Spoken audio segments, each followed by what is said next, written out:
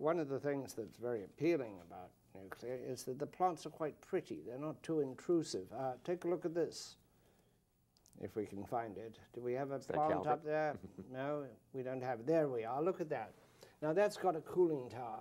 When everybody sees that big cooling tower and they think that that is part of nuclear, but it really isn't. It's just getting the water cold. Right. Why don't we just use rivers and streams and get rid of those big ugly things? Actually, the EPA may be trying to get people to use them where we don't need them. What they do is they cool the condenser water. As you said, it has nothing to do with nuclear. We have them on coal plants or on oil plants. But otherwise, nuclear plants are very attractive. Yes. I have a small boat on the Chesapeake Bay, and I like to take people down to look at the Calvert Cliffs plant because it's a masterpiece of industrial design, beautifully hidden in the hills. If you get up close, it looks like a concert hall, and there are no cooling towers, which would draw enormous attention to it. I wonder, do we really need all these cooling towers?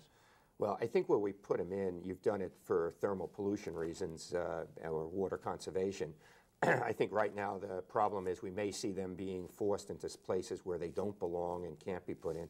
I think to your comment on the plants, Llewellyn, and public support, we try and get as many members of the public, policymakers and others to visit plants because you not only find them attractive on the outside, they're immaculate on the inside. And maybe most important, you actually get to talk to the people that work there and you understand how professional and how capable they really are.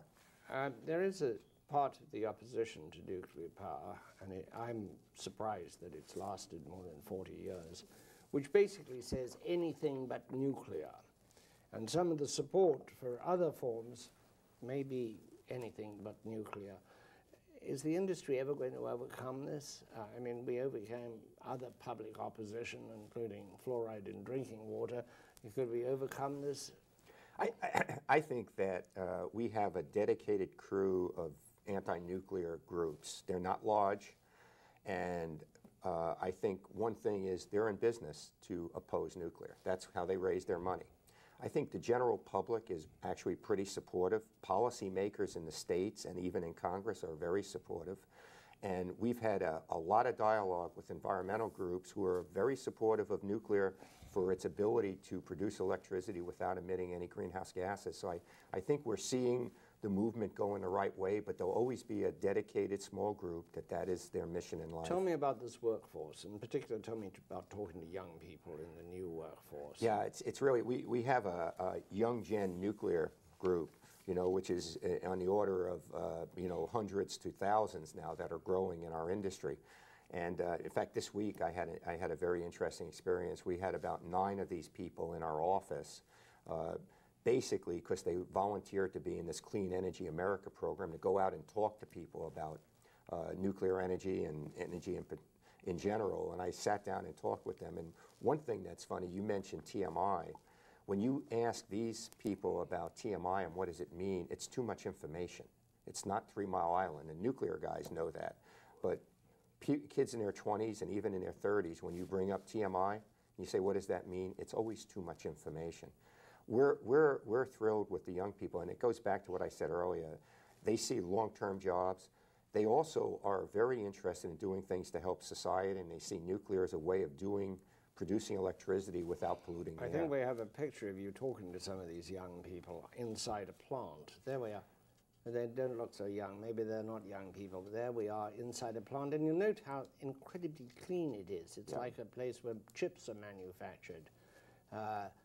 What is that work environment like? Are they subject to a lot of radiation? No, they're obviously not subject to any radiation levels, except when they're in an outage going into containment. They're not subject to any radiation levels. Actually, that's probably North Anna, and I took a group down there about 2 months ago. North Anna is in Virginia. It's in Virginia. It's a large plant in Virginia. Again, at lunch, what we did was we invited about 7 of their young gen folks to join us for lunch, and their enthusiasm for what they did in talking. I had Bruce Babbitt with me, who was the former Secretary of the Interior, and a couple of other senior people like Charlie Curtis, who used to be the Deputy Secretary of Energy, who you know very well. And they just enjoyed talking to these young people immensely, including touring the plant. Tell me, in the nuclear world, how do they deal with the rejection? the constant rejection, do they have friends on Capitol Hill? Who are the strong friends of nuclear in the Congress? You know, it's funny you say that. I spent most of last year up on the Hill because of the climate and energy legislation. And I can tell you, walking into senator after senator, Republican or Democrat office or on the House side, I'd come in and talk to them about nuclear stuff, and they would say, well, nuclear is not our problem.